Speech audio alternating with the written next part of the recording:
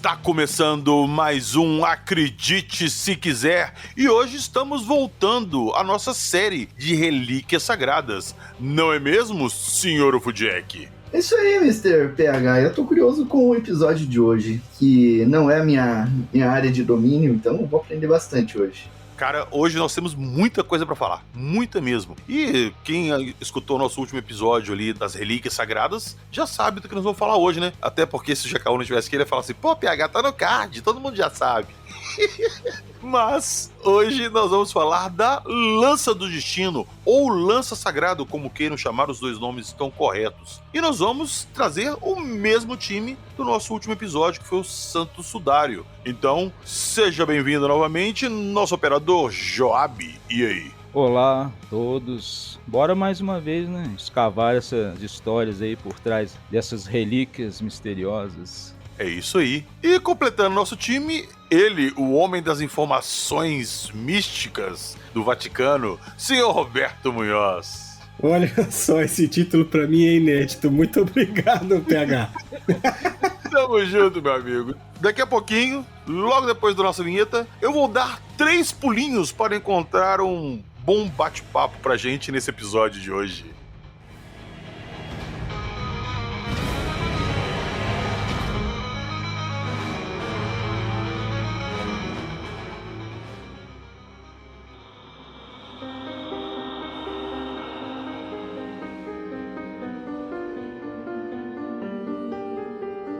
Paixão de Cristo, São Longuinho, Poder Divino, Lancia et Clavus Domini.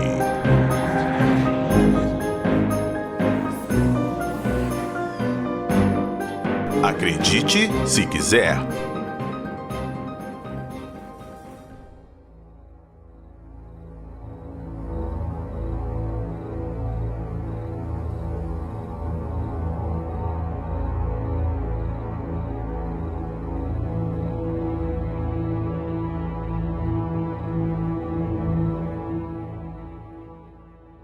Vamos lá, vamos começar. Eu vou explicar os 3 pulinhos daqui a pouco, vocês vão entender o que eu quis dizer, hein? Mas vamos lá. Lança do Destino. Joab, diga pra nós, o que é a Lança do Destino e qual que é a origem dessa lança? Então, para começar a falar sobre a lança, a gente precisa primeiro tentar descobrir a origem dela, né? Justamente a gente consegue encontrar a primeira menção à lança no Evangelho de João, no capítulo 11. Tá lá nos versículos 31 a 37, tem uma descrição de parte do processo de crucificação. Especificamente no versículo 34, a gente encontra a parte que menciona o ato do soldado, que fala pra gente, mais um soldado lhe abriu o lado com a lança e logo saiu sangue e água. Isso era parte do processo de crucificação, né? Porque nessa época eles precisavam verificar se, no caso, o crucificado, a pessoa que estava ali, no caso da Bíblia, o próprio Jesus, ainda estava vivo. E se eles notassem que a pessoa ali, o crucificado, ele ainda tinha algum sinal de vida, os soldados romanos eles tinham que quebrar as pernas para acelerar o processo de morte por asfixia e insuficiência cardíaca, né? Que o próprio processo de crucificação já causava. Quando o soldado ele perfura o corpo de Jesus, ele e os outros soldados concluem que, de fato, ele estaria morto, né? Ele tinha morrido ali naquele momento, porque não tem mais nenhuma reação do corpo e não havia razão nenhuma para quebrar as pernas dele. Isso, inclusive, seria uma outra profecia se cumprindo, que a gente encontra em João capítulo 19, 35, que fala, porque isto aconteceu para que se cumprisse a escritura, que diz, nenhum dos seus ossos será quebrados. Então essa é basicamente a única menção à lança que a gente tem na Bíblia, né? Depois disso, existem alguns outros textos, tal, mas essa é a primeira e praticamente a única, né, que a gente encontra. Então, a Lança do Destino seria a lança que foi usada por um soldado romano ali para perfurar o corpo de Jesus, bem nas costelas ali, para saber se ele estava vivo ou não. Se espetasse, ele tivesse alguma reação, estaria vivo. Sim. A lança era como se fosse uma confirmação, né? Quando eles faziam esse processo para espetava o corpo mesmo. Se o corpo tivesse algum espasmo, alguma outra reação, eles iam lá e quebravam as pernas. Aí o peso do próprio corpo faria a asfixia, né? E a pessoa ali, ela morria por hipóxia e tal. Entendi. Então, a gente já sabe o que é a lança, mas tem um personagem nessa história aí que a gente não pode deixar de citar também, que ele é muito importante, ele é muito conhecido, inclusive, e ele tá ligado diretamente à lança, que foi o soldado romano que perfurou Jesus, né, Roberto? É isso aí, PH. O nome dele seria Longino. Teria sido um centurião romano atuando na Judéia sob o comando de Pôncio Pilatos. É uma figura ligada diretamente à paixão de Cristo, né? E lembrado na tradição cristã como soldado encarregado justamente disso que o Job falou, né? De verificar se Jesus ele realmente estava morto, né? E essa prática de quebrar as pernas, que até mesmo o Job já falou, ela tem um nome, né? Chama-se curifrágio. Era comum na crucificação para acelerar a morte, né? E Jesus não precisou disso, logicamente, porque ele já estava morto. E a profecia que o Job falou aí, ela está em Salmo 34:20, que é a do nenhum osso dele será quebrado, né? Isso que é interessante, né? Uma coisa ali confirmando a outra, né? A lança, ela teria atingido o coração, no seu átrio direito. É o átrio que recebe o sangue que vem do corpo. Já o esquerdo é o sangue oxigenado. Então, por isso que ali ainda tinha sangue e ela espirra, né? No processo ali da penetração da lança. E ele também é comentado, né? Que também espirra água junto, né? Em João 33 e 34 é descrito bem assim, ó, pegar, ó. Mas, vindo a Jesus e vendo que já estava morto, não lhe quebraram as pernas, contudo, um dos soldados lhe furou o lado com uma lança, e imediatamente saiu sangue e água. E dizem, né, que o Longino, ele era quase cego, mas teria recuperado 100% da visão quando esse sangue de Jesus, né, espirrou em seus olhos. E esse milagre teria sido o início da profunda conversão dele para o cristianismo. Dizem as escrituras, né, Roberto, que quando espirrou esse líquido no olho dele, ele conseguiu ver a verdadeira face de Jesus e aí ele viu que ele realmente era filho de Deus, né? É isso aí, PH. Então, quando eles atestam que Jesus era o próprio Filho do Homem, tem até uma parte na Bíblia escrito em Mateus 27:54, que é descrito dessa maneira, ó. E o centurião e os que com ele guardavam Jesus, vendo o terremoto e as coisas que haviam sucedido, tiveram grande temor e disseram, verdadeiramente esse era o Filho de Deus. Então é isso que você acabou de falar aí, né? Tá aqui na Bíblia em Mateus, capítulo 27, versículo 54. Queria só acrescentar um detalhe aí, porque a gente também não encontra, não existe nada na Bíblia que menciona sobre a figura propriamente dita de Longinos, ou São Longuinho, como a gente conhece. A gente conhece a respeito desse centurião romano só a partir do Evangelho de Nicodemos, especificamente nos Atos de Pilatos. Para quem não sabe, esse evangelho ele é apócrifo. Isso quer dizer que é um texto religioso antigo, né, que no caso ele trata a vida de Jesus, dos ensinamentos ou qualquer evento relacionado a ele, mas que não foi incluído no que se considera canônico dentro do Novo Testamento. Esse evangelho ele é composto por textos do século IV e é nele que a gente encontra, por exemplo, nomes que não aparecem nos evangelhos canônicos, no caso, né, como os ladrões Dimas e Gestas e o próprio Longinos. Ali a gente tem a primeira menção disso. Aí aqui a gente começa a ver algumas adaptações, porque o próprio nome Longinus, alguns especialistas acreditam que ele pode simplesmente derivar de um termo latino para lança, ou seja, a lancia longine, né? Ou uma latinização dessa própria palavra, que seria longit. Aí, daí com o tempo, foi se adaptando para Longinus, ou seja, por causa daquele com a lança e tal. Esse nome Longinus, inclusive, ele só fica popular, assim, popularizou entre as pessoas, entre os gregos ali, precisamente por volta do século VIII, e depois foi introduzido no Ocidente justamente com essas versões do Evangelho de Nicodemos, né? Cara, e você falou aí que ele também é conhecido por aqui como São Longuinho. Vamos lá, vamos voltar na abertura lá que falei que dava 3 pulinhos. O Longingos virou São Longuinho, que virou tipo santo para ajudar a achar as coisas perdidas. Justamente pelo fato de que ele tinha esse problema de visão, ele era praticamente cego, e quando o sangue de Jesus espirrou nos olhos dele, ele começou a enxergar perfeitamente, e ele se converteu, então se instituiu que com essa nova visão dele ajudaria as pessoas a procurar objetos perdidos. E é da tradição. Você vira e fala assim, São Longuinho, se você me ajudar a encontrar a coisa que eu perdi, eu dou 3 pulinhos. E é isso.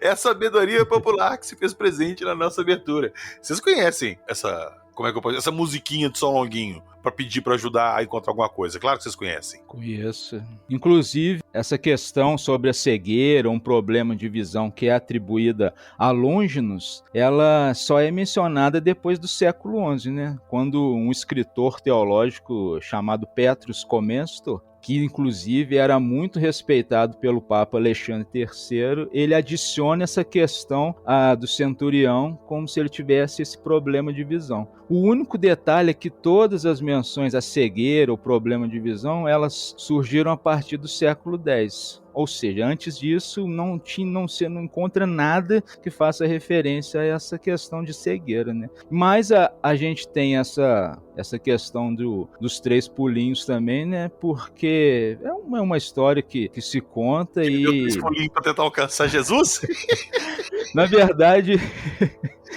Isso vem de uma dificuldade. Acredita-se que o próprio Longinus, ele era um soldado que tinha uma deficiência motora, ou seja, ele tinha uma dificuldade para se mover, até por isso mesmo que ele tinha essa função mais próxima, de ficar mais próximo ali na área da crucificação ali, mas também esses 3 pulinhos podem estar fazendo uma referência direta à Santíssima Trindade, né? O número 3 é, assim, uma coisa bem representativa dentro das questões religiosas, né? Sim, bem lembrado. Bom, então vamos lá. Falamos da origem da lança, do soldado que a empunhava e que golpeou Jesus ali. Então vamos falar da lança agora. Você está ouvindo? Acredite, se quiser.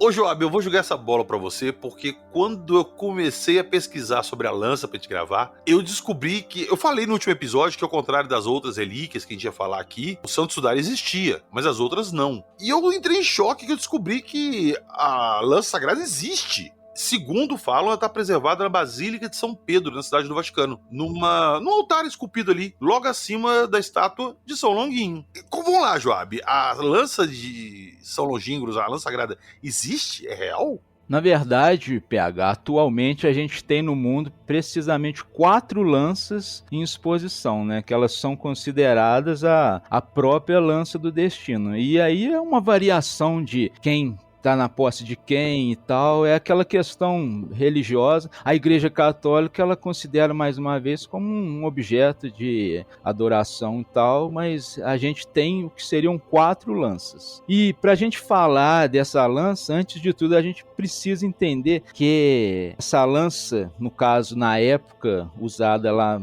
na época de Jesus, usada para perfurar o tórax dele, essa lança era muito comum no Império Romano, ela seria um pilum, que os historiadores, no caso, eles afirmam que era uma lança muito padrão na época. Ela era uma arma composta, só para o pessoal entender, ela era uma arma composta por uma parte de ferro fina na ponta e pontiaguda e uma haste de madeira, bem pesada. Ela uma lança bem comprida mesmo e a ponta bem fina. A estrutura dela era projetada para entortar após o impacto, porque ela não era feita justamente só para ser usada num processo de crucificação, né? Ela era uma arma de guarda, uma arma de combate, e os romanos eles tinham treinamento com ela. E ao longo do tempo de pilum, esse tipo de lança, ele foi se adaptando e modificando, né? Daí por isso que também tem essa questão de vários tipos de lança, né? Que vale a gente explicar que é uma questão muito importante. Na Roma Antiga, os soldados eles não eram os proprietários das armas, dos equipamentos dele. O equipamento total ele pertencia ao exército romano. As lanças e outras armas,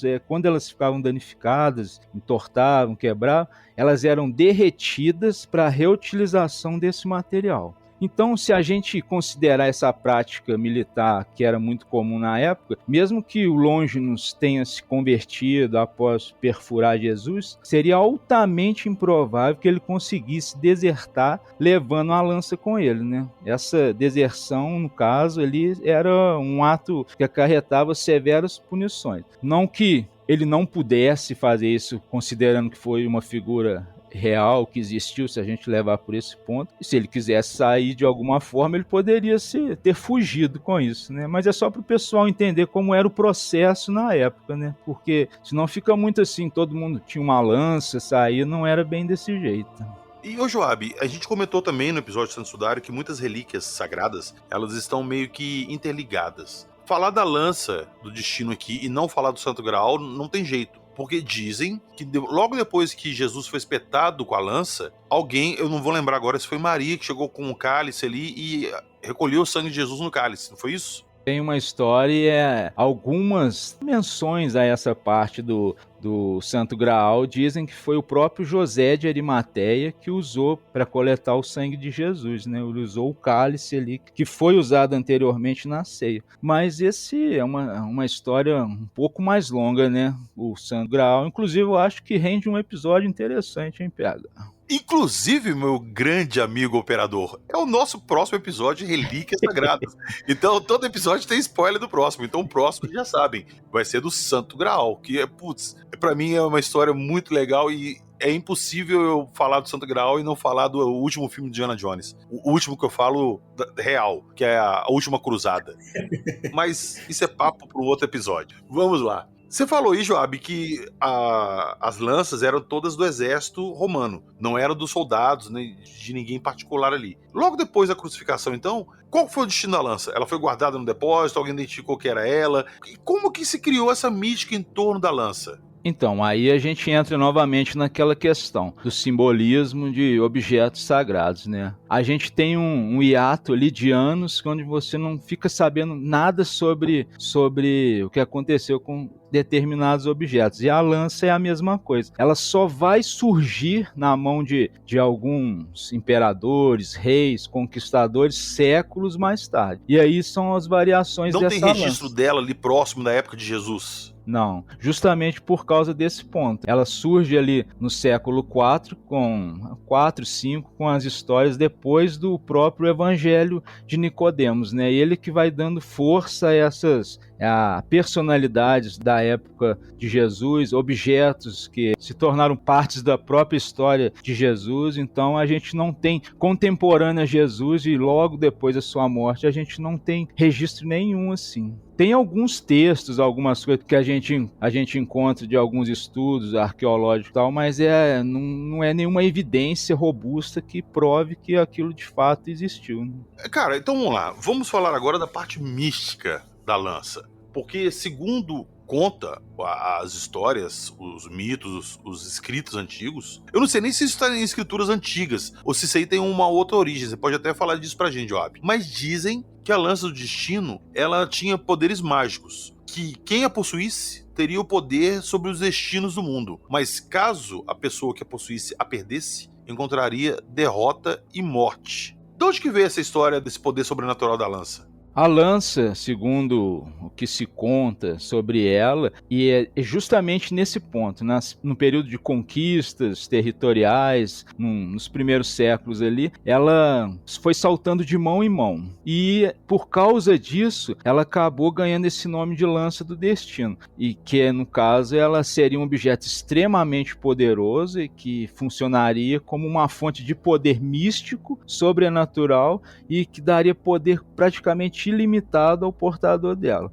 A própria lenda, ela diz que aquele que possuirá a lança sagrada e compreender os poderes nela contidos, terá em suas mãos o destino do mundo para o bem ou para o mal. A lança do destino, ela é normalmente descrita como uma fonte de poder imensurável e tem a capacidade, o poder de tornar exércitos invencíveis, garante a obediência das tropas, de qualquer um sob o comando do portador. Inclusive, ela teria capacidade de eliminar totalmente a exaustão e as limitações físicas no combate. Daí vem as histórias de exércitos que lutavam dias e noite, e alguns acreditam até que os líderes desses exércitos estavam com essa lança na mão, né? Além disso, também a gente tem histórias que falam que atribuem à lança o controle sobre o clima e capacidade de conferir assim, um tipo de carisma, além do normal, extraordinário, ao portador da própria lança, né? Ô, Joab, quando você fala isso ali do poder da lança, que essa história se difundiu principalmente entre os conquistadores, os líderes daquela época, a gente não tem como não falar dos nazistas ali e do bosta do Adolf Hitler. Porque eles sempre estavam atrás de alguma coisa que pudesse deixar eles na frente dos inimigos. E principalmente o Hitler tinha muito essa, como é que eu posso dizer assim, essa mania de querer procurar o sobrenatural, o insólito para ajudar ele. Então ele tinha uma tara muito grande em discos voadores, ufologia e sobrenatural. Segundo consta a história, o Hitler ele procurou incessantemente a lança. E ele encontrou essa lança. Ele teve essa lança no poder dele, e aí que vai uma coincidência muito grande daquilo que eu falei lá do poder dele. Em 30 de abril de 45, no fim da Segunda Guerra, a lança foi reencontrada pelos norte-americanos, sob o comando do tenente William Horne, que foi confiscada na busca do tesouro dos Habsburgo. Enquanto o Horne pegava a lança e levava de volta para o governo dos Estados Unidos, o Hitler, naquela mesma tarde, a centenas de quilômetros dali, tirava a própria vida, num bunker em Berlim. Então é meio que justamente ali o mito da lança. Se você tem o poder da conquista. Se você perde, você acaba perdendo, morrendo. É uma coincidência muito grande, né? Como que foi a história do Hitler atrás dessa lança? Então, essa lança, ela é conhecida como a Lança Sagrada de Viena. E ela é talvez a que tem a melhor reivindicação e a mais antiga procedência. Também a que é visualmente mais reconhecida. Sabe no filme Constantine, no filme Hellboy, até mesmo no Supernatural, aquela lança que ela tem uma parte dourada ali, ela justamente faz referência a essa lança aqui, que é a lança de Viena, né? A Lança Sagrada de Viena. E a gente consegue rastrear essa lança através da história até Constantino Grande, no século IV. Essa lança do destino é associada à posse por diversos líderes militares. E, inclusive, Alarico, Carlos Martel e Carlos Magno teria carregado a lança em 47 vitórias, mas conta a lenda que ele morreu justamente no momento em que ele deixou essa lança cair. Mas o Carlos Magno, durante a batalha, ele deixa essa lança cair no rio, né? Eles estavam atravessando o rio a cavalo, deixa essa lança cair e depois parece que em seguida logo ele morre afogado. Essa crença toda, né, sobre os poderes da lança, ela surgiu durante a Idade Média. Que nasceu a crença de quem possuísse a lança governaria o mundo, e isso também que acabou fascinando o Hitler quando ele ainda era jovem e artista, né? Ele foi visitar um museu em Wolfsburg, em Viena, e ele ficou fascinado quando ele viu a lança lá. Ele já sabia dessa história aí, né? Lá da Idade Média, onde Carlos Magno teria tido a lança e, que nem o Job falou, teria vencido 47 batalhas. Otão I, que foi o sucessor depois dele, né, também usou a lança, ele levava a lança em batalhas também, ganhou, teve várias vitórias. Frederico Barbarossa também, que levava em todas as suas campanhas. Então o Hitler sabia de todas essas histórias, e quando ele visitou o museu e viu a lança lá, ele ficou fascinado. Tanto que após ele anexar a Áustria em 1938, ele fez questão de transportar a lança e outras joias da coroa do Sacro Império Romano para Nuremberg. E o antigo coração, que foi o antigo coração do Império e o centro ideológico do nazismo. Né? E ao apoderar-se da lança, o Hitler procurava associar-se ao poder e glória dos antigos imperadores, né? Que eu citei aqui o Carlos Magno, o Otão I, o Barbarossa, né? Ele achava que ele também ia ter o poder desses caras aí também, entendeu? E ele projetou isso, inclusive, nessa narrativa histórica de denominação do Terceiro Reich. E como o PH mesmo falou, no dia 30 de abril de 45, ele é cercado no bunker dele, no dia 30 de abril de 45, ele é cercado ali, ele perde a lança, mas ele também comete suicídio. Então essa história de que quem perdia a lança acabava morrendo, não aconteceu isso nem com o Otão I e nem com o Frederico Barbarossa. É coincidência. Só aconteceu com o Carlos Magno e depois com o Adolf Hitler.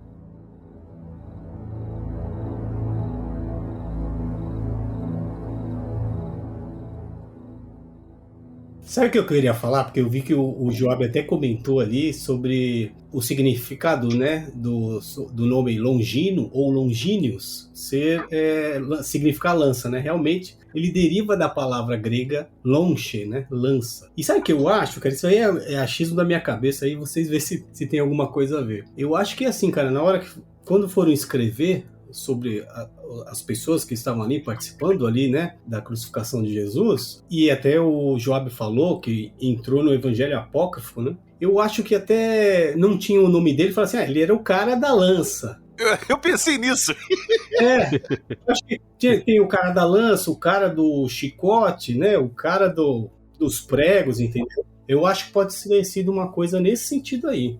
Mas faz sentido, eu pensei nisso. Não que a gente tava falando aqui, não sabia o nome dele e tal, não sei o quê. Eu imaginei que ele tivesse esse nome porque seria o cara da lança. Eu imaginei. Isso, E sabe uma coisa que eu acho que é interessante a gente colocar na vida do Longino? É o que aconteceu após a ressurreição de Cristo. Ele abandona o exército. Ele é instruído pelos apóstolos Pedro e João e, segundo algumas versões, ele recebe o batismo também. Ele prega o evangelho entre os gentios e os pagãos. Você sabe quem são os gentios e quem são os pagãos, ou PH? Não faço ideia.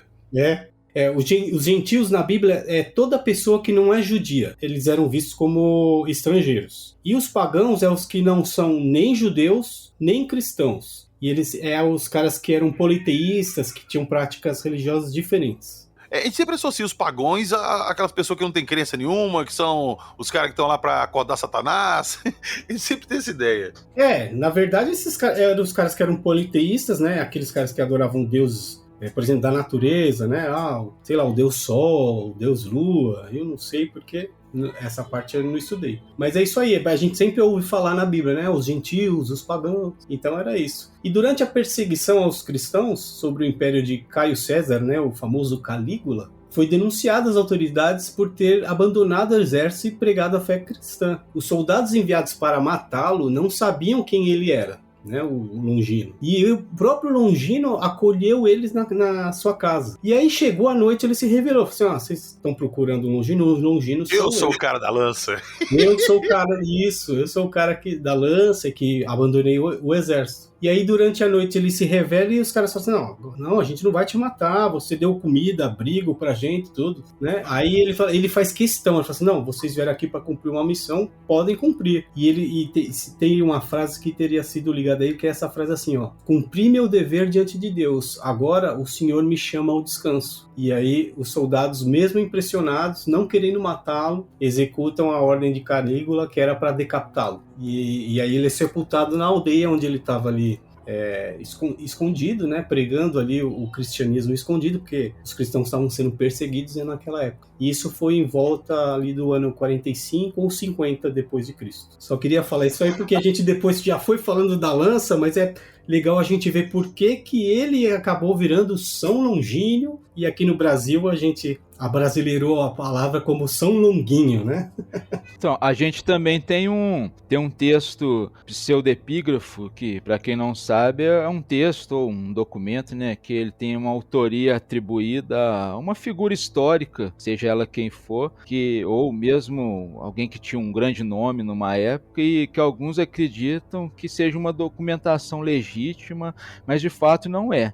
E existe esse texto pseudepígrafo que é chamado de Carta de Herodes a Pilatos, e ele mostra uma versão diferente sobre o destino de Longinos, né? Que no caso ele teria sofrido um castigo e ele foi condenado a viver em uma outra versão até assim também, bem da mesma época ali, que ele teria sido condenado a viver numa caverna onde todas as noites um leão vinha e o atacava até o amanhecer. Depois o corpo dele se curava e voltava ao normal. Isso também é quase que, se a gente olhar bem, né, uma referência direta àquela história de que Zeus puniu Prometeus, né, por ter roubado o fogo do Monte Olimpo, mas no caso o Prometeus ele estaria preso nas correntes numa montanha e vinha uma águia que devorava o fígado dele, né? Tem essas adaptações também, essas histórias, elas vão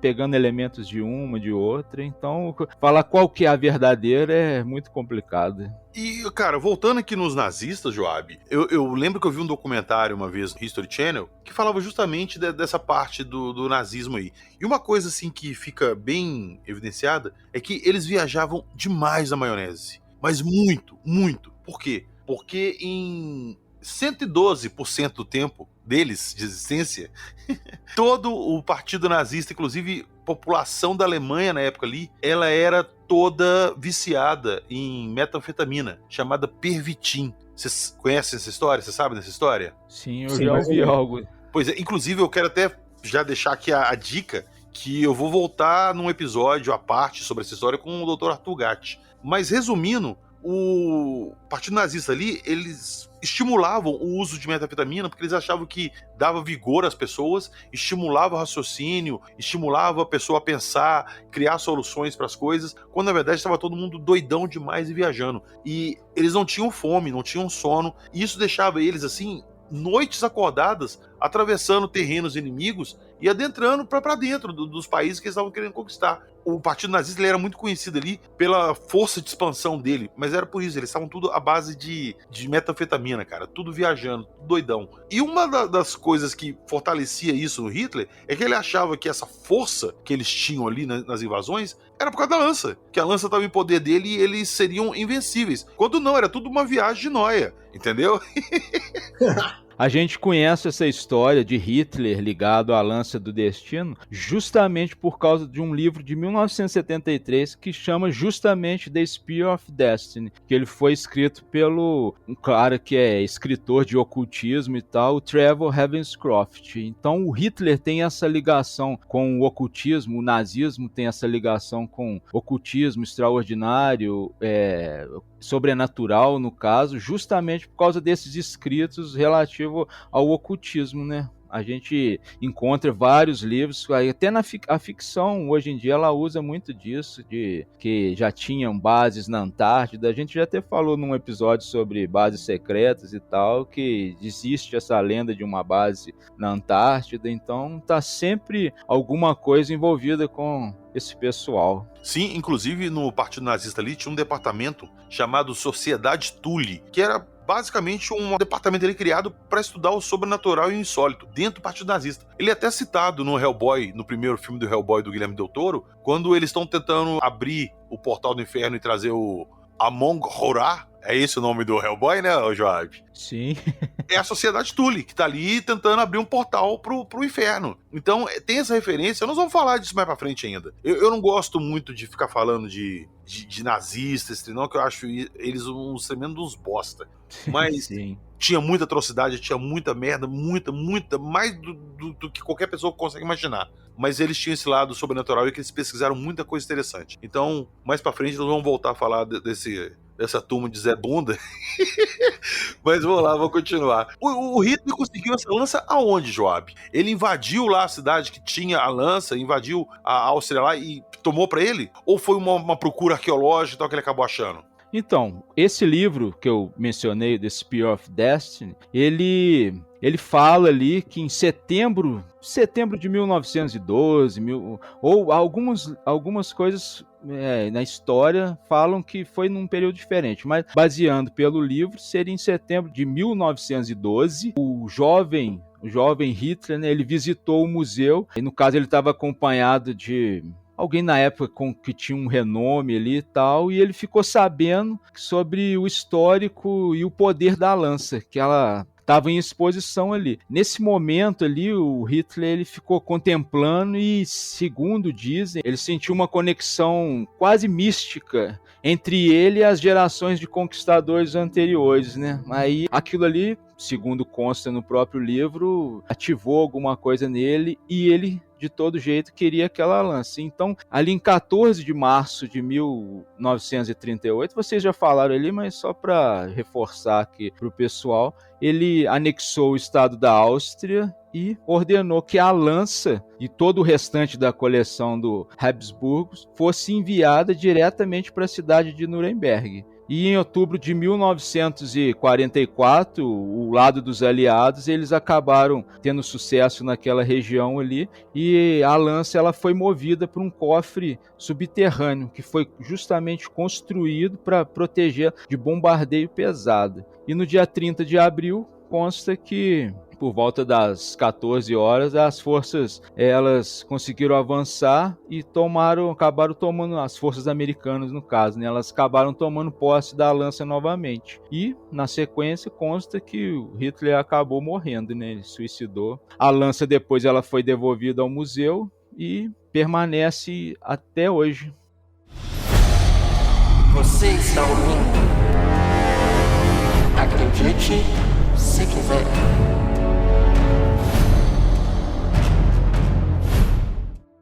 Ô Joab, a gente falou no início ali que a lança de China ela existe e que a mais provável de ser a real é uma que está no museu na Áustria lá. Essas outras 4 lanças que existem, são lanças inteiras ou são pedaços da lança ali que a gente pode imaginar assim, se pegar os 4 pedaços ali e juntar, formaria uma lança? Ou não? Cada um reivindica que eu tenho a ponta da lança aqui e a minha que é real. Então, a gente tem, como eu disse, as 4 lanças, né, conhecidas. Lanças inteiras? Sim, aí eu vou te falando aqui as partes para você entender, você vai ver como ao longo da história as coisas vão se modificando e adaptações são feitas. Existe no Vaticano a lança sagrada e ela é chamada justamente de a lança sagrada do Vaticano. E a autenticidade dela nunca foi confirmada pela igreja e ela fica localizada lá na Basílica de São Pedro. A tradição ela fala que ela teria sido descoberta por Santa Helena junto com os pregos sagrados.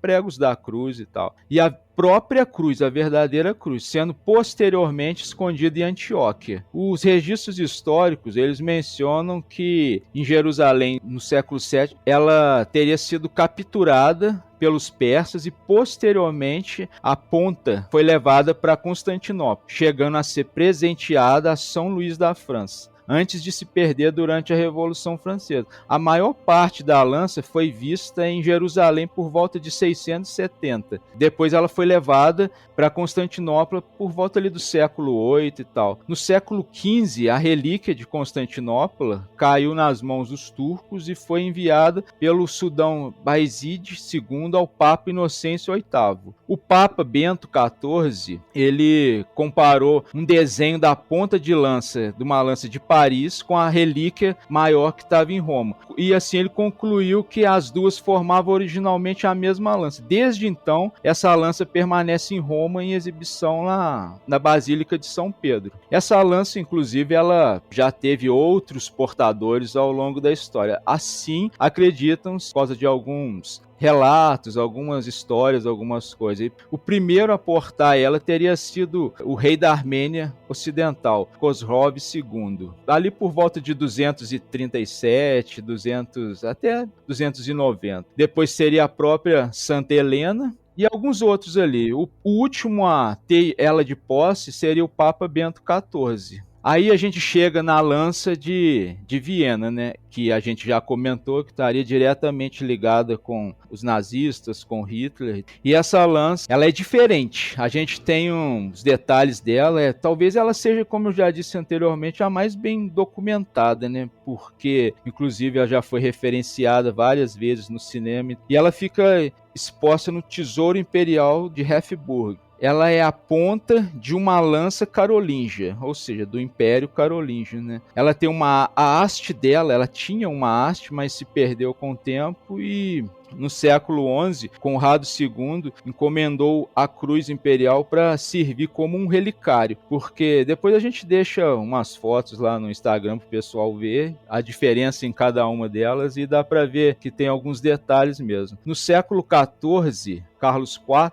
adicionou um punho de ouro com a inscrição Lancia et Clavus Domini. O meu latim não é muito bom não, mas a galera... Isso significa a lança e o prego do Senhor. Ele afirmando que as duas coisas tinham uma ligação direta com Longinos, né? Esse punho de ouro que a gente vê nessa lança, ele é bem mais antigo e foi feito por Henrique IV por volta do século XI, século XII, e que também menciona o prego sagrado. Ela também já foi ao longo do tempo, né, muito segundo ao que consta, alguns relatos, algumas partes de histórias e tal, ela também passou por mãos. Supostamente o primeiro a empunhar a lança depois de Longinos teria sido o imperador romano Constantino, que ele passou para a história como o primeiro imperador romano a professar o cristianismo. Na sequência da sua vitória sobre Magêncio na Batalha de Ponte Milívia, por volta ali de 312, perto de Roma, que ele mais tarde atribuiu ao Deus cristão a sua vitória. E segundo consta na tradição, na noite anterior dessa batalha, ele sonhou com uma cruz. E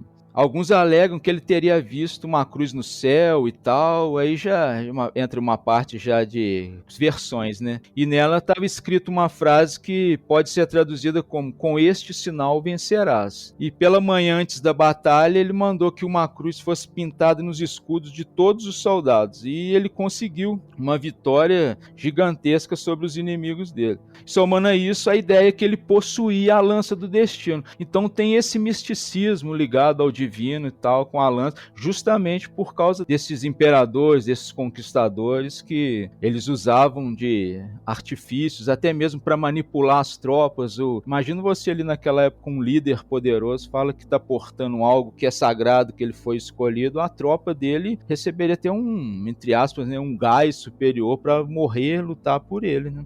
Ô, Joab, eu vou te fazer uma pergunta agora. Eu não sei se cabe você responder ela agora ou no nosso episódio do Santo Graal. Mas vamos lá. Por que tanto a lança quanto o Graal, as duas estão ligadas e foram, vamos dizer assim, criadas no mesmo dia, quase no mesmo momento? Por que uma teve um destino tão diferente da outra? Por que o cálice praticamente sumiu e teve que ter as cruzadas, aquelas expedições carregando a bandeira cristã para ir buscar esses artefatos sagrados? E a lança sempre teve ali acesso a todo mundo. Por quê? A história do Santo Graal, eu diria que ela tem mais elementos alegóricos, fantasiosos, que a própria lança do destino, porque a gente conhece muito do Santo Graal como algo ligado diretamente ao rei Arthur, às cruzadas e tal, e isso inclusive até no próprio filme que você mencionou do Indiana Jones e a Última Cruzada, tem essa menção, que o guardião do cálice era um cruzado, né? Ele fica imortal. Sim. Dentro daquela caverna. Então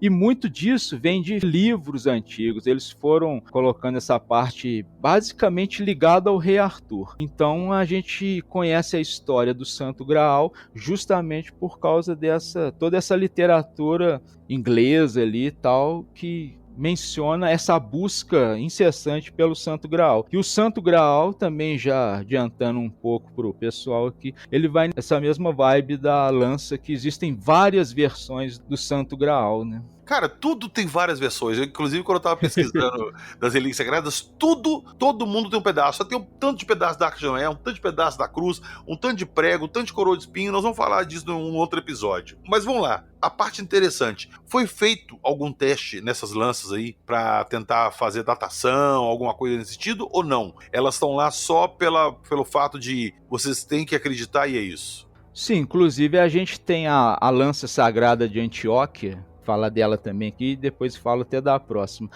Essa lança, durante o cerco de Antioquia em 1098, o monge Pedro Bartolomeu afirmou ter tido uma visão revelando que a lança estaria enterrada embaixo da igreja de São Pedro. Aí teve ali uma escavação e tal, e de fato uma lança foi encontrada. Isso até inspirou os cruzados a romper o cerco e tal, é uma outra parte da história. Essa lança, contudo, ela era na verdade a ponta de um estandarte. A gente tem ali algumas fontes, no caso fontes gregas, que indicam que é uma relíquia tida como uma lança sagrada, porém ela não era de fato uma lança, era a ponta de um estandarte. O estandarte, você fala, aquele mastro de hastear a bandeira. Isso, o estandarte às vezes era até usado mesmo como com algum cavaleiro, com uma bandeira na frente assim e tal. Então essa ponta seria a ponta de um estandarte, não necessariamente uma ponta de lança. Ela ainda continua em exibição, é considerada, assim, entre aspas, uma versão da lança do destino, mas comprovadamente ela não tem esse efeito histórico que as outras têm, né? Que seria de fato a verdadeira lança do destino. E a outra que você falou que fizeram o teste? Tem a lança sagrada de Vagar-Sapar. Ela fica na Armênia. E a gente conhece essa lança justamente porque tem um manuscrito armênio do século XIII que talvez seja a primeira fonte a mencionar uma lança que teria perfurado Jesus, assim, uma fonte encontrada, né? Ela supostamente foi trazida à Armênia pelo apóstolo Tadeu, e o texto descreve o mosteiro de Gek-Davank, mosteiro que seria o mosteiro da lança sagrada, e um portão do século XIII, cuja descrição corresponde justamente que a lança estaria guardada ali. Curiosamente, né, essa lança ela apresenta assim, características que distinguem das outras lanças romanas da época. Aí já entra essa diferença histórica também. Ela possui uma placa em forma de diamante com uma cruz grega vazada. Atualmente ela está exposta no Museu de Etchmiadzin, na Armênia, e ela fica guardada num estojo que foi feito em 1687. E historicamente é o modo de falar, né? O único portador dela e que se tem notícia teria sido o próprio apóstolo Tadeu. Ô Job, você falou que o Tadeu levou essa lança que ano? A gente tem o registro que ele foi supostamente trazida à Armênia pelo apóstolo Tadeu, né? Não consta uma data precisa, não. O texto, o manuscrito que foi encontrado, que foi no século XIII ali, mencionando essa história. Que olha que interessante, o próprio Tadeu também tirou, né, de Jerusalém, levou para Edessa, na Turquia, o Santo Sudário, que a gente falou no episódio anterior. E isso por volta do ano 34, 35 depois de Cristo. Ele era tipo o quê? Um caçador de relíquias sacras? Não, ele era um apóstolo, né, de Cristo, né? Mas ele era incumbido de curar isso? Essas coisas? Interessante até pesquisar, mas talvez ele tenha guardado esse tipo de coisa e aí foi protegendo elas, né, tirando de Jerusalém justamente porque eles estavam perseguidos, né? É interessante. Agora, olha só, cara, a gente tá falando aí de um objeto, vamos pôr assim, místico, tá? Com poderes extraordinários. Se essas lanças que existem são de fato reais, ninguém nunca pensou em usar o poder dela? Bom, a própria, igual a gente falou aqui, né, a própria lança a lança sagrada do Vaticano, ela já teve de posse de um papa, né? Na verdade, de 2 papas. Ela teve de posse do Papa Inocêncio VIII e do próprio Bento XIV. Talvez o simbolismo dela de poder seja isso também, né? Para guiar a nação cristã e tal. Mas, de fato, assim, a gente falar que foi usada com um propósito extraordinário, sobrenatural, eu acho que não. Agora é a nossa vez de fazer a pergunta pro PH, então. E você, PH, você acredita nesse poder sobrenatural da lança? Olha, eu já vou aproveitar essa pergunta que você fez pra mim e estender essa pergunta pra vocês também. Cara, eu não acredito. Se existisse Cara, a gente tá falando da humanidade, que todo mundo briga por tudo. Se uma coisa dessa realmente existisse com um poder desse comprovado, putz, ia ter guerra mundial todo dia, toda semana ia ter guerra mundial atrás desse negócio. Então eu não acredito que isso aí tenha... Não tô duvidando que possa ter sido a lança que perfurou Jesus, tudo, mas daí pra ela ter um poder sobrenatural de transformar qualquer pessoa em semideus, eu já não acredito. O que você acha, Roberto? Eu também. No poder sobrenatural da lança, não acredito. Também não acredito que a posse da lança tenha trazido sorte, força, alguma coisa nas batalhas que o pessoal da Idade Média lutou. E eu também não sei nem se eu acredito no artefato lança, entendeu? Justamente por terem tantos, né? Contei 4, né? Lanças, né? Tem casos de que eles falam que dividiu a lança em 2, a ponta foi para um lado, a haste para outro, né? Então eu particularmente nessa relíquia eu não acredito não. É lógico que a história fala, né? E mostra que sim, Jesus foi perfurado por uma lança. A lança é um objeto físico, real, material, né? Mas eu não acredito que guardariam esse objeto justamente que causou dor, né? Não causou dor porque ele já estava morto, né? Mas que perfurou, né? Sei lá, se eu posso usar a palavra, maculou o corpo de Jesus. Eles guardariam como, deixa eu guardar isso aqui, né? Furou Jesus, deixa eu guardar.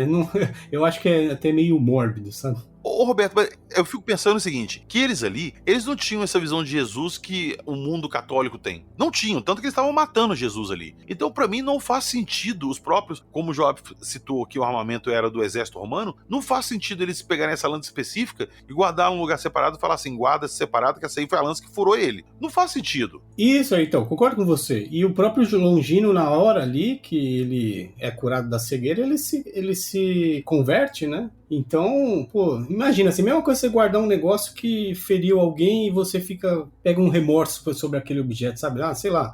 Provavelmente ela foi guardada num lugar junto com as outras, não teve uma separação específica pra ela. Como é que você vai saber que era ela depois? Entendeu? Eu não acho que seria uma parada assim que teria esse valor na época pra ela ser guardada esse tempo todo. Igual o Joab falou, pra mim, foi criada essa mística, essa história, e pegaram uma lança e atribuíram ela isso. Ah, essa aqui é a lança do destino. E aí a história foi se perpetuando. Mas, de fato, se for parar pra analisar assim friamente, eu acho que nem a lança que furou Jesus seria, entendeu? Não descarta essa possibilidade, mas eu acho ela bem remota. Mesmo porque deve ter, no terremoto ali, o pessoal deve ter tudo saído correndo, ninguém lembrou de lança, guardar a lança. Pois é, sacou? Diferente do Sudário, que não foi naquela correria toda, né? O Sudário é outra história, né? Faz um sentido você guardar, né? Exatamente. Joab, qual que é a sua opinião da lança do destino? Cara, eu, sinceramente, eu vou por fatos históricos e o que os historiadores dizem é que justamente foi aquilo que eu expliquei no começo. As lanças, o equipamento danificado, coisa quebrado, a parte metálica era derretida e era feita. Então, eu acho, como vocês mesmos já falaram, acho pouco provável que algum centurião, desertor, alguma coisa, conseguisse fugir com uma arma assim e isso tivesse um simbolismo para ele. Afinal de contas, um simbolismo mórbido mesmo, né? Afinal de contas, ele usou para ferir alguém que tinha o status que tinha, que era Jesus, né? E eu acho o seguinte, cara, porém que a lança ela é envolta num simbolismo tão grande que nos séculos depois, quando isso foi ganhando esse corpo divino, sobrenatural, um imperador, um rei, um conquistador que alegasse que tivesse isso nas mãos, seja ela falsa, que ninguém tinha condições de verificar a veracidade do item, mas ele tivesse com aquilo nas mãos e alegadamente dizendo que era a lança do destino, que ela tinha poderes mágicos, isso, na forma do simbolismo, ele teria um poder gigantesco sobre um exército. Então, para mim, a lança exerceu logo depois dos séculos, e não estou dizendo que é a lança real, estou dizendo que é justamente isso, uma lança criada com esse propósito, simplesmente para gerar esse poder. E eu acho que é justamente esse, o simbolismo da lança, ele fala muito mais alto do que a veracidade dela. Não, hoje em dia talvez não mais, né? Porque ela consta pra gente como objetos históricos, mas naquela época ela tinha esse simbolismo de poder, sim. Isso aí pra mim é um fato, a gente tem relatos, a gente tem documentação, tudo para constatar isso, que em determinados momentos da história, alguns desses conquistadores usaram ela com esse propósito. Não que ela tivesse, obviamente, poderes mágicos, né? Mas vai saber, né? Então tá, eu vou chamar o Sr. Ufudjek, que deu muitas hipóteses e muitas ideias interessantes nesse episódio. E eu quero saber do Sr. Ufudjek a opinião dele na lança do destino. Cara, bom, eu não acredito que seja uma coisa que tenha algum poder sobrenatural, né? Nenhuma das 4 lanças ali. Aliás, eu não acredito nem que seja a lança oficialmente usada, né? Mas enfim, sou bem cético nesse ponto aí. Cara, a maioria das relíquias sacras, se você for analisar assim, friamente, elas não fazem sentido de existirem hoje. Até igual nós falamos aqui do contexto da época ali, sacou? Que ninguém saberia da importância daquilo mais pra frente pra poder guardar. Então, principalmente algumas relíquias sacras, tem uma que o Roberto adora, que eu tô esperando a oportunidade pra gente gravar aqui, né, Roberto? Que é o Santo Prepúcio. Essa eu não venho nem a pau gravar isso daí. Mentira, o Roberto chegou pra mim no privado e falou: é hoje que a gente vai gravar o Santo Prepúcio? Não. Hoje é a lança do destino. Eu tô doido pra falar do Santo Prepúcio. Não, mas eu tô te perguntando justamente pra não comparecer. Ah, tá bom. Mas você vai estar aqui presente, você pode ter certeza disso. Você está ouvindo Acredite Se Quiser.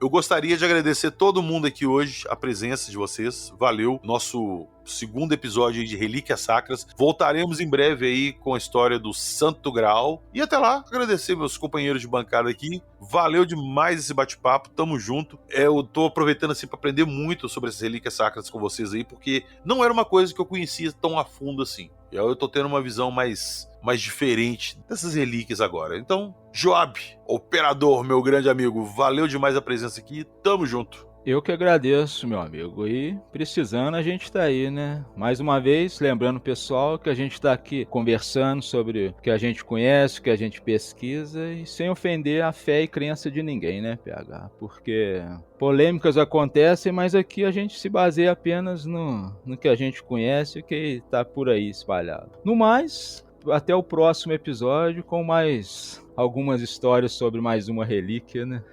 Exatamente. Eu vou falar o que eu sempre falo no final do programa, é porque aqui a gente só conta as histórias, né, Joab? Mas enfim. Com certeza. Roberto Munhoz, meu grande amigo, valeu demais, tamo junto, e eu tô esperando ansiosamente pra gravar sobre o Santo Prepúcio com você. Para de zoar, PH. Se você continuar assim, olha só, essa amizade vai ser desfeita se mexer. Tô brincando. Gostei de participar, viu? Pode me chamar sempre que quiser aí. A gente tenta dar nosso tostão aí de conhecimento aí. Valeu, meu amigo, tamo junto. E como é que tá o Projeto 93? Tá tendo live lá ainda? O pessoal pode esperar aquelas livezinhas bacanas lá das sextas-feiras ou tá pausado? Eu tô um pouco parado aí, pausado, por motivos do meu trabalho. Tô tendo muito trabalho aí da empresa para a qual eu presto serviço, né? Mas deu tempo de eu criar umas estampas lá para minha loja. Inclusive fiz estampas para homenagear o PH, o Jackson Camargo. Tá eu tô bem bombadão bacana lá na camisa, meu amigo. Quem me dera ter aquele shape, delícia. Pois é, e eu vou lançar aí, para quem não sabe, né, baseado ali um pouquinho, tem um pouquinho da nostalgia ali dos comandos em ação, com ufologia, e eu criei o selo ali, Ufólogos em Ação. Então eu vou ir homenageando alguns ufólogos ou pesquisadores de casos paranormais, sobrenaturais, tô criando estampa para eles. Se você ainda não viu, corre lá, reservainc.com/projeto 93. É assim, né, pegar os endereços deles? Isso. Eu vou deixar na descrição do episódio, o pessoal que quiser lá dar uma conferida. Legal. Aí vocês vão ver lá a estampa que eu criei pro PH e pro UFO Jack. Obrigado, valeu. Tamo junto. E falando em Sr. UFO Jack, valeu sua participação ativa e constante nesse episódio. Valeu, PH, foi um prazer. Tamo junto. E Fenômeno, como é que tá os esquemas lá do Fenômeno, as lives, os vídeos inéditos? Dá aí, pessoal, todas as dicas do Fenômeno. Cara, o Fenômeno tá bombando, né? Nós temos... Estou fazendo posts diários, vários posts, inclusive, no portal. Temos 2 vídeos semanais no Fenômeno, temos lives, temos muita coisa legal acontecendo lá, então dá um pulinho lá, se inscreva no canal. Só de você se inscrever no canal já dá uma moral muito grande pra gente. Cada like que você deixa ajuda a gente a manter esse projeto. E temos a loja também, né? A gente tem muita coisa legal lá que tá chegando, outras coisas que a gente vai colocar aí no futuro. Então... Cria o hábito de sempre visitar o portal e visitar a nossa loja lá.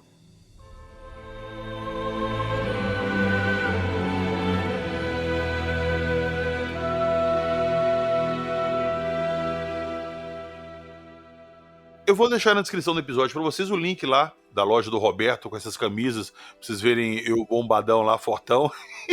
É só lá mesmo que vocês vão me ver desse jeito. E na descrição do episódio também tem o link do nosso site, acredite se quiser podcast.com.br. Não apoiem mais o podcast pelo Patreon ou pelo Apoia-se. Se vocês querem dar uma moral pra gente, participar do nosso grupo do WhatsApp, baixar todos os episódios em MP3 no seu celular, escutar episódios inéditos também que você pode baixar sem propaganda, sem nada. Tem a nossa loja, desconto para apoiadores, sorteios mensais de esculturas, livros. Entra lá, acredite se quiser podcast.com.br, acessa a área de assinantes lá e participe, vai lá no grupo do WhatsApp, vem dar um alô pra gente, trocar uma ideia. Valeu, nos vemos na próxima semana com mais casos interessantes e polêmicos, digamos assim. E como o Joab disse um pouco antes, aqui nós só contamos as histórias. Acredite, se quiser.